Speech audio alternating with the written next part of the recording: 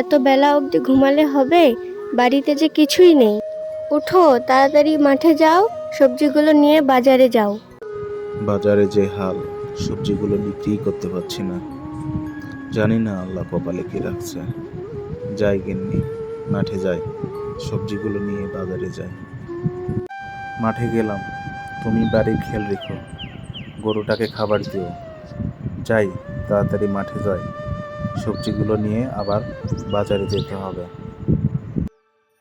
সবজি তো মাশাআল্লাহ ভালোই হয়েছে, দেখি বাজারে নিয়ে বিক্রি করতে পারি কিনা। গিন্নি, ও গিন্নি, কোথায় গেলে? খাবার কি হয়েছে? আমার খুব খিদে পেয়েছে, আমাকে কিছু খাবার দাও। খাবার কোথা থেকে থাকবে?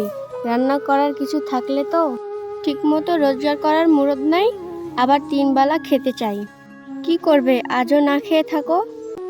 রামু তার বইয়ের কথায় কষ্ট পেয়ে বাড়ি থেকে চলে যাচ্ছে দূর বনবাসে। সে জানে না কোথায় যাবে, কি করবে, কি খাবে, কোথায় থাকবে। হঠাৎ সে দেখতে পায় রাস্তায় কিছু একটা চকচক করছে। কাছে গিয়ে দেখে সেগুলো স্বর্ণ।